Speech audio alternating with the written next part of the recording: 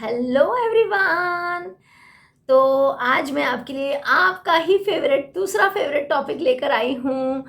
आप सबके पास ड्रीम्स हैं और हम बहुत कुछ सीख रहे हैं। लॉ ऑफ अट्रैक्शन में हमारा ये ड्रीम है, हमारा रिलेशनशिप में ये ड्रीम है, हमारा करियर में, मनी में, हेल्थ में, सबके अलग अलग अपने अपने ड्रीम्स हैं, राइट। किसी को इंटरनेशनल वेकेशन पे जाना है, किसी को कोई कोर्स करना है, किसी को शादी करनी है, किसी को रिलेशनशिप अच्छा बनाना है, किसी को अच्छी सी जॉब चाहिए, किसी को बिजनेस में प्रॉफिट चाहिए।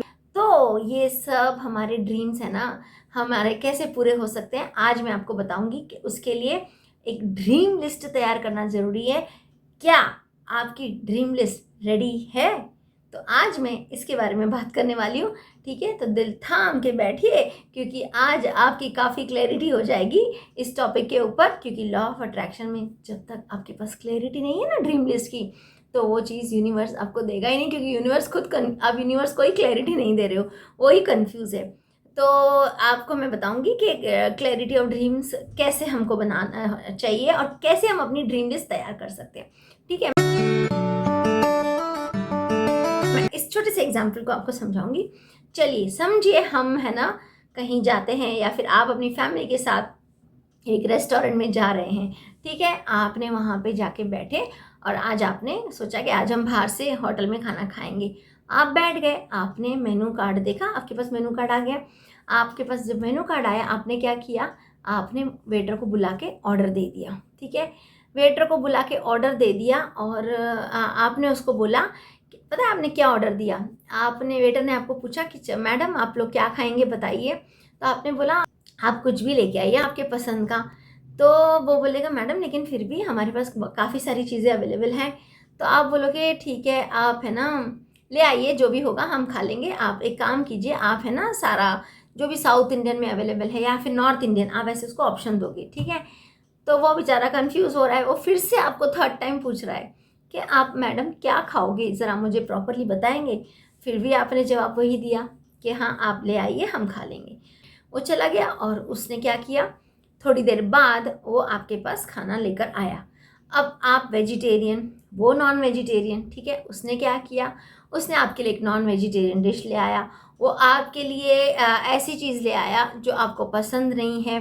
कोई ऐसा रायता ले आया जो आपको बिल्कुल पसंद नहीं है। आपके लिए ऐसी जूस ले आया जो आपको बिल्कुल पसंद नहीं है। तो क्या आप उस खाने को खाओगे?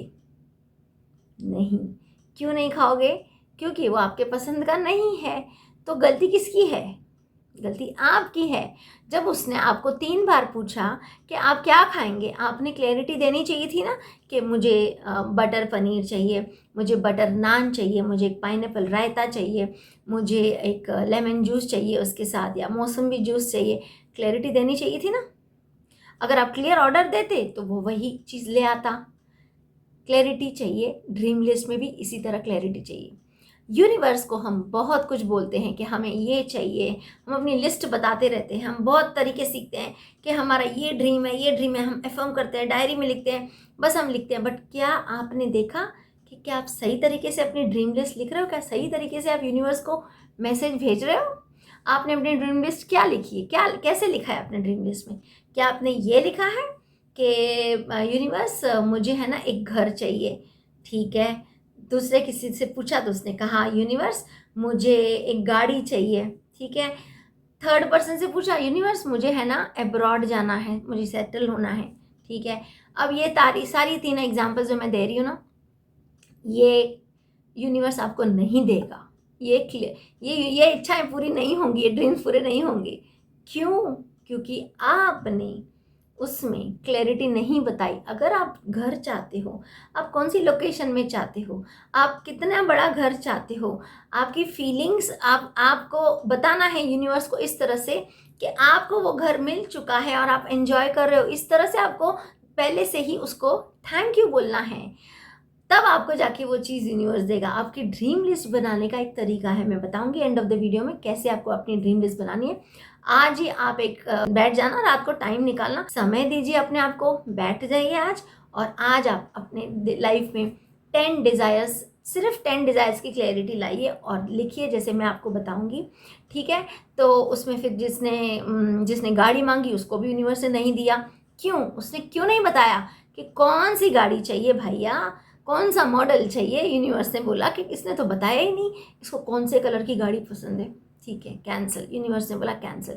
ठीक है, आपने बोला मुझे बहुत सारा पैसा चाहिए, मुझे मुझे ना I want money in my life. अरे मनी इन माय लाइफ आपको चाहिए, यूनिवर्स को बताया कितना मनी चाहिए और क्यों चाहिए? ये बताया नहीं। अगर आप उसको क्लैरिटी नहीं दोगे मनी कितना चाहिए और क्यों चाहिए, तो वो आपको क्यों देगा? यूनिवर्स बोलेगा कैंसिल कैंसिल, नहीं देना है, मुझे समझ में ही नहीं आया, कैसे देगा वो? तो क्लैरिटी ऑफ ड्रीम्स चाहिए, बहुत इंपॉर्टेंट है।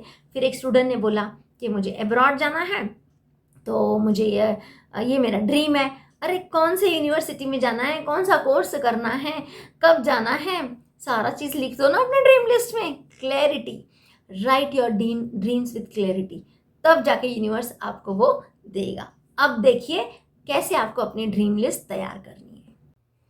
हाँ, तो आपको क्या करना है, आज ड्रीम लिस्ट रात को बैठ जाइए और ध्यान रखिए किस तरह से स्टार्ट करना है। पहले तो आपको सबसे पहले ये बात का ध्यान रखना है कि आपकी ड्रीम लिस्ट प्रेजेंट टेंस में होनी चाहिए। प्रेजेंट टेंस मतलब आपको उसमें आज में लिखना है कि आपको वो ड्रीम पूरा हो चुका है। ठीक है, ना पास्ट में लिखना है ना फ्यूचर में।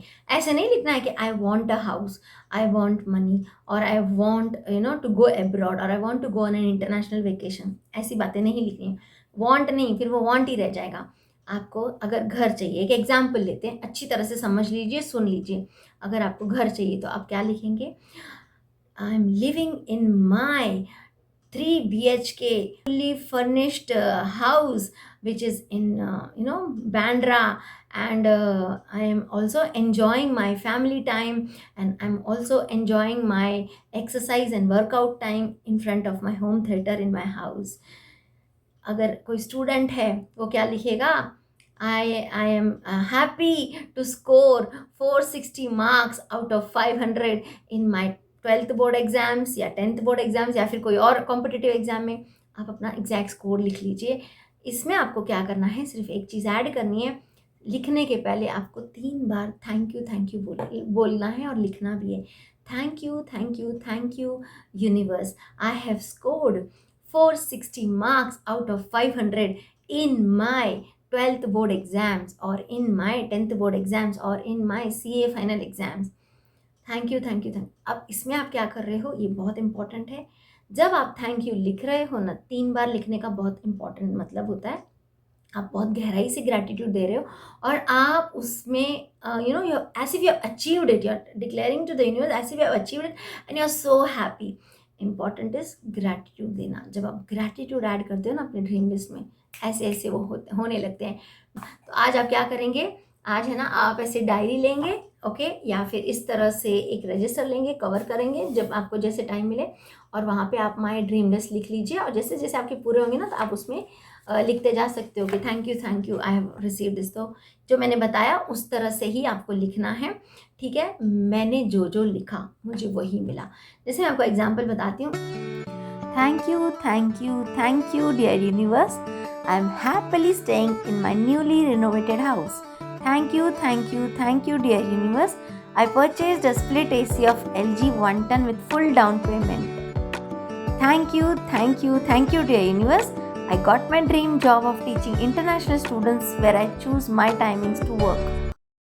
सारी चीज़ें हो गई। It's very easy to manifest. आपको लिखना सही तरीके से आना चाहिए। Please prepare your dream list today and don't forget to add your feeling of gratitude.